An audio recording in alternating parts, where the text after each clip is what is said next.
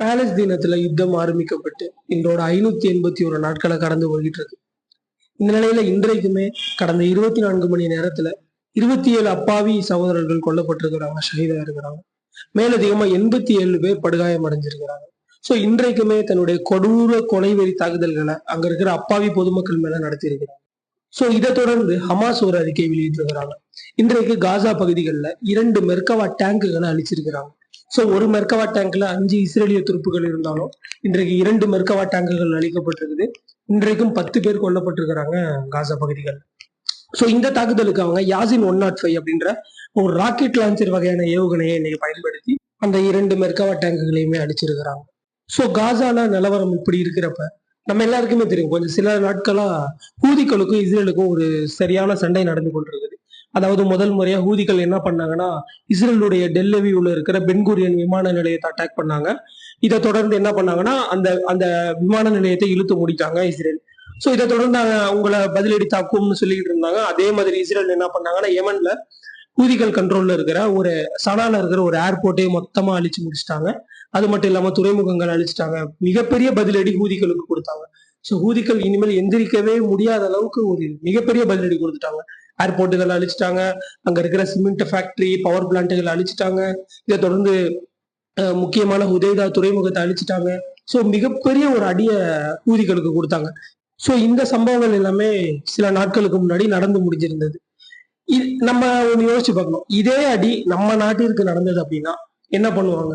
ஆஹா, Israel வந்து கொஞ்சம் பலமா இருக்கிறாங்க, இவங்க F-35 விமானங்களை வச்சு ஈஸியா அழிச்சிட்டு போயிடுறாங்க, நம்ம நாட்டையே அழிச்சிடுறாங்க, இனிமேல் இவங்க கிட்ட வச்சுக்க கூடாது, நம்ம பின்வாங்கிடுவோம்னு சொல்லிட்டு தான் நம்ம நாடு, எந்த நாடா இருந்தாலும் அப்படிதான் நடப்பாங்க. ஆனா இன்னைக்கு ஹூதிகள் என்ன பண்ணிருக்கிறாங்கன்னா, தரமான சம்பவங்களை பண்ணியிருக்கிறாங்க. அது ஏன் நான் தரமான சம்பவங்கள்னு இந்த வீடியோ முழுசா பாருங்க, உங்களுக்கு தெரியும். ஹூதிகள் இன்னைக்கு 2வது முறையா இஸ்ரேல்ல இருக்கிற பென்குரியன் விமான நிலையத்தை அட்டாக் பண்ணியிருக்கிறாங்க. இந்த தாக்குதல் துல்லியமா நடத்தப்பட்டிருக்கு, சக்சஸ் ஆயிருக்கு அப்படின்ற மாதிரி சொல்றாங்க. இஸ்ரேல் கிட்ட அயன்டோம் இருக்கு, அது இருக்கு, இது இருக்குன்னு பெரிய பில்டப் பண்ணிக்கிட்டு இருந்தாங்க. இந்த அயன்டோம்னா ஒண்ணும் இல்ல, வானத்துல மிசைல்கள் இஸ்ரேல் நோக்கி ஏதாவது மிசைல்கள் வந்து அதை வான்பரப்புலயே வச்சு அழிச்சிடுறோங்க. அதுதான் இந்த அயன்டோம். இந்த அயன்டோம்லாம் இப்ப தூங்கிக்கிட்டு இருக்குது. ஹூதிகள் அடிக்கிற ஒரு மிசைலை கூட அவங்களால தடுக்க முடியல. இது மட்டும் இல்லாம அமெரிக்கா கிட்ட இருந்து தேர்ட் அப்படின்ற ஒரு வான்பரப்பு சாதனத்தையும் வாங்கியிருந்தாங்க. அதுவுமே அயன்டோம் போலதான் இருக்கும், ஆனா அது அயன்டோம் விட அட்வான்ஸா இருக்கும். சோ அந்த தேர்டாலையுமே இன்னைக்கு யூதிகள் அடிச்ச மிசைல்களை தடுக்க முடியல. சோ தாக்குதல் துல்லியமா நடத்தப்பட்டிருக்குது டெல்லவியூல இருக்கிற பென்குரியன் விமான நிலையம் மேல அப்படின்னு சொல்லிட்டு அவர்களுடைய இன்றைக்கு பத்திரிகையான எடியோ தஹரனோத் அந்த செய்தித்தாள் இன்றைக்கு வெளியிட்டிருக்கிறாங்க. சரி, தாக்குதல் இதோட முடிஞ்சிருச்சு அப்படின்னு கேட்டீங்கன்னா, இதுக்கப்புறம் தான் தரமான சம்பவமே இருக்குது.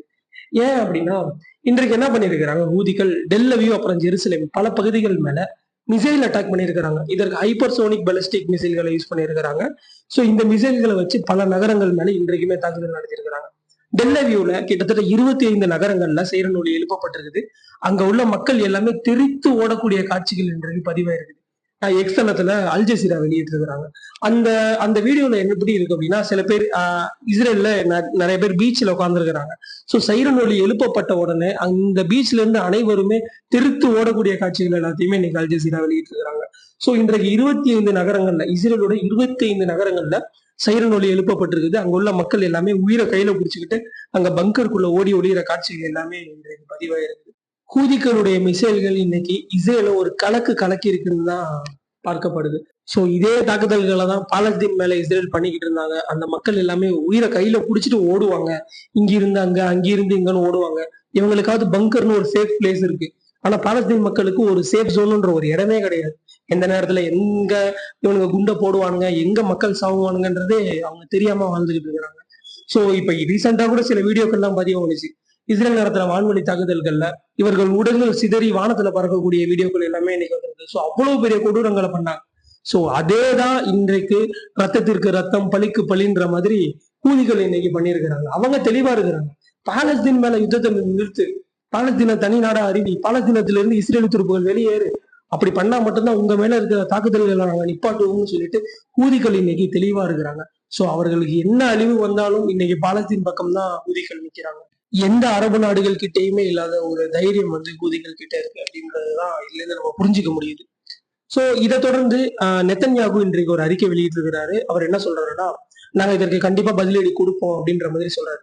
ஆல்ரெடியே ஹூதிகளுடைய துறைமுகம், ஏர்போர்ட், இன்னும் பல இடங்களை அழிச்சு வச்சுட்டாங்க. இனிமேல் அழிக்கிறதுக்கு தான் ஒண்ணுமே கிடையாது. இனிமேல் அவங்க என்ன அழிக்க போறாங்க அப்படின்றது தெரியல. சோ இன்றைக்கு நெத்தன்யாகு அதான் அந்த அறிக்கை வெளியிட்டிருக்கிறாரு. பதிலுக்கு பதில் நாங்க பதிலடி கொடுப்போம் அப்படின்ற மாதிரி வெளியிட்டிருக்கிறாரு. எது எப்படி போனாலும் பாலஸ்தீனம் வெற்றி பெற வேண்டும், பாலஸ்தீனம் சுதந்திரம் அடைய வேண்டும், அங்க உள்ள மக்களுமே நம்மளை போல நிம்மதியா வாழணும் என எல்லாருமே அந்த மக்களுக்காக பிரார்த்தனை செய்யுங்க. நம்முடைய சேனலை சப்ஸ்கிரைப் பண்ணாதவங்க பண்ணிக்கோங்க. தொடர்ந்து உண்மை தகவல்களை தெரிந்து கொள்ளுங்க. அஸ்ஸலாமு அலைக்கும் வரஹ்மத்துல்லாஹி வபரகாத்துஹு.